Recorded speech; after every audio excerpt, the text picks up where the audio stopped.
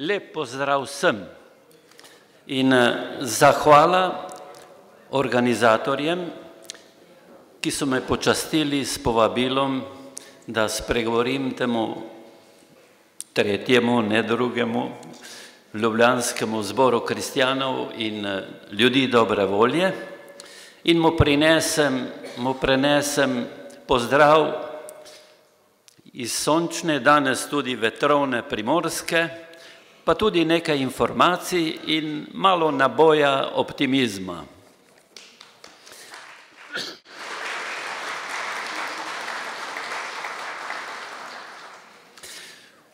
V mojem prispevku na kratko govorim o kristjanih, družbi in politiki.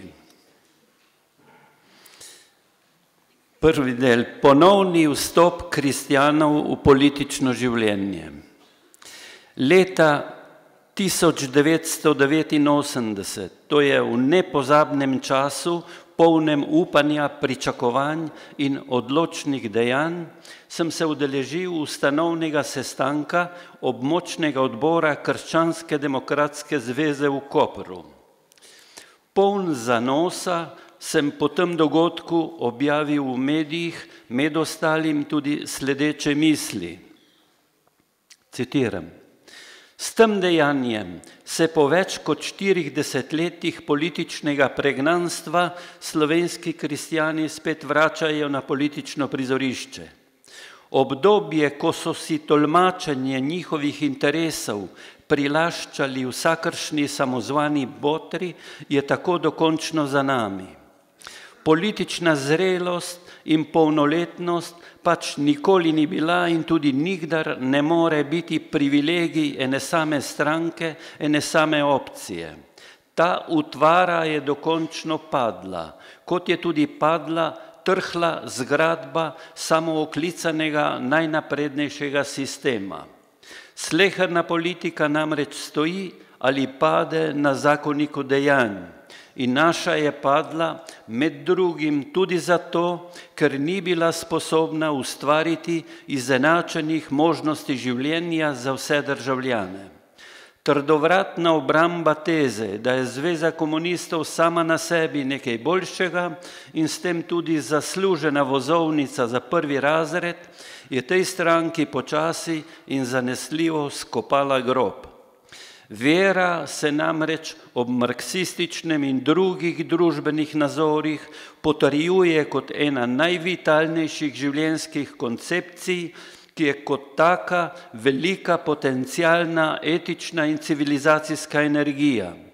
Politika, ki se ni sposobna povzpeti do tega spoznanja in potiska to potencialno energijo na družbeni rob, je lahko samo pritlehna in kratkega diha. Prepričan sem, da kristjanom ne bo težko najti svojega pravega mesta v političnem življenju slovenske družbe.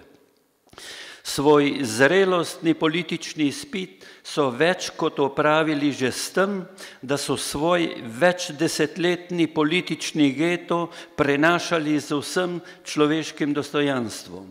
Zato mora v tem tako prelomnem in zgodovinskem obdobju, kot sem to nekje lepo prebral, sleherni pisatelj odložiti pero, kmet svoj pluh in delavec stroj, ter se spoprijeti s politiko, ker jo bodo sicer, tako kot doslej, krojili drugi po svoji meri in svojih interesih.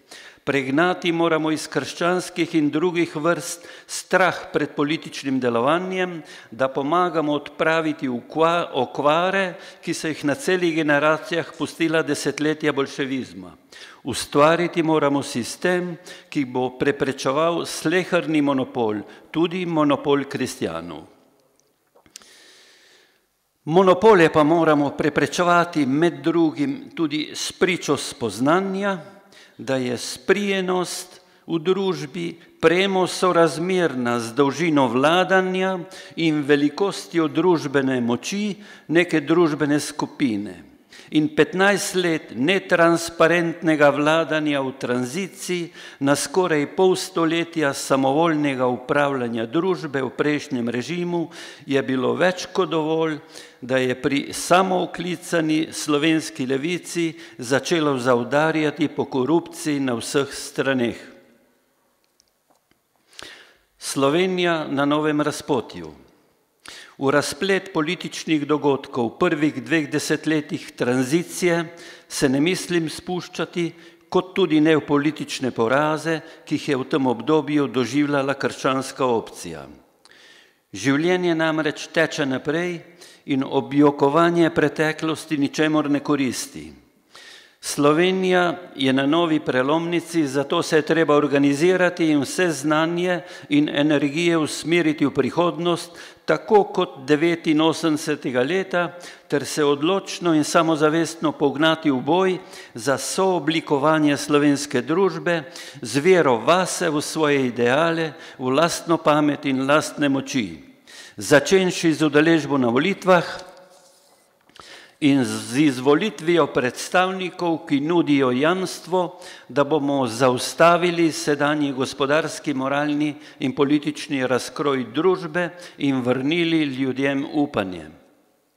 Pisatelj Boris Pahor je v svoji veliki in trajni zavzetosti za slovensko občestvo obžaloval, citiram, da smo Slovenci zaradi vsiljenega enoumja po vojni izgubili zgodovinsko priložnost za uresničitev neponovljive slovenske izvirnosti, da bi namreč iz novonastalih družbenih sprememb ustvarili novo vstajenje, ki bi črpalo ideje in moč iz sožitja 2 svetovnih nazorov, 2 etik, 2 eshatologij, in ki bi tako lahko bilo v srcu Evrope zgled edinstvenega, družbenega in hkrati kulturnega koncepta oziroma projekta. Konec citata.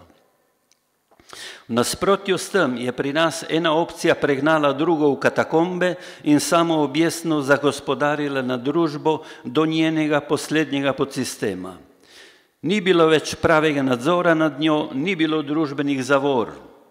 Voz je tako pol stoletja veselo drvel v napačno smer, ker ga ni imel kdo ustaviti, dokler se ni stvar sesula sama vase. S posledicami, ki jih občutimo in jih bomo občutili še desetletja. Zahodni svet pa se je tej nesreči ognil po zaslugi svoje žlahtne konservativnosti, krščanske etike in globoko zakoreninjene pluralnosti. Ker te vizije nismo zmogli ustvariti doslej, lahko to še vedno uresničimo v prihodnosti. Družbena opcija namreč, ki ni bilo treba odgovarjati za nobena njena zla dela, ne za propad države in družbenega eksperimenta, ne za množične medvojne in povojne poboje, ne za neizmerno trpljenje, ki ga je povzročila različno mislečim, ne za zgodovinski rob družbenega premoženja v tranziciji, nima moralne pravice, da bi še naprej brez nadzora potiskala slovensko družbo v neznano in ji tega tudi ne smemo dovoliti.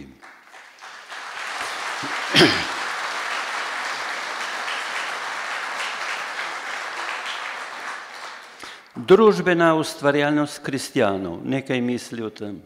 Naj za začetek povzamem nekaj kratkih misli predsednice Nove Slovenije, gospe Ljudmile Novak, ko je ob neki priložnosti opozorila, da so bili tvorci sodobne, demokratične, združujoče se in na človekovih pravicah temelječe Evrope prav iz vrst krščansko-demokratskih strank, kot na primer Adenauer, De Gasperi, Monet, Schumann in drugi.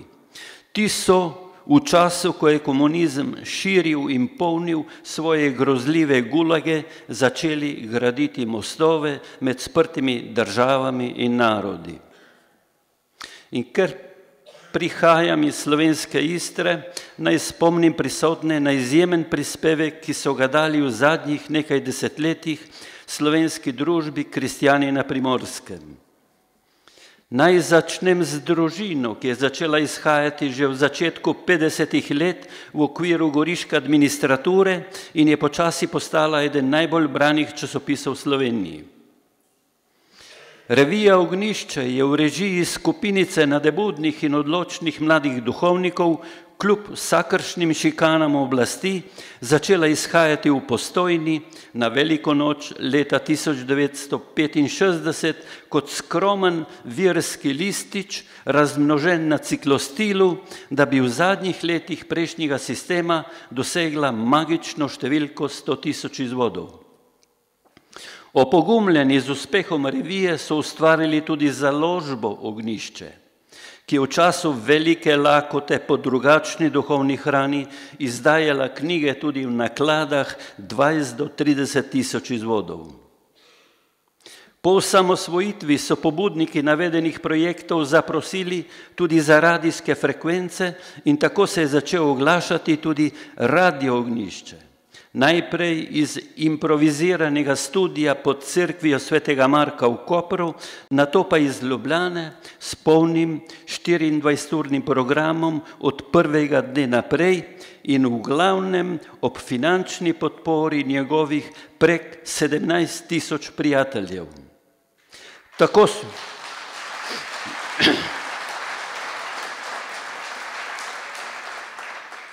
Tako so ti medijski in knjižni projekti obogatili ne samo slovensko cerkev, ampak tudi širšo družbo in prispevali pomemben delež k njeni pluralizaciji.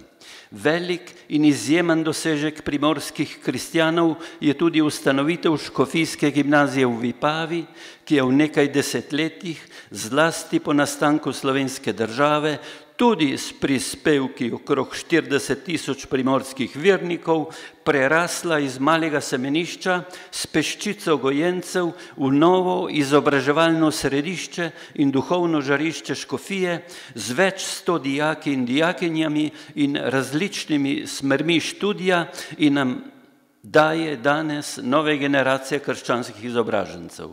Da ne omenjam posebej dosežkov primorskih kristjanov pri reševanju življenjskih stisk zasvojencev, razvejene karitativne in drugih dejavnosti. Torej, več kot prepričljivi dokazi, kaj krščanski genij zna in zmore. Treba jih je samo posnemati tudi na političnem in drugih področjih. Družba je kot odprta njiva, ki kliče k oranju, obdelavi in setvi.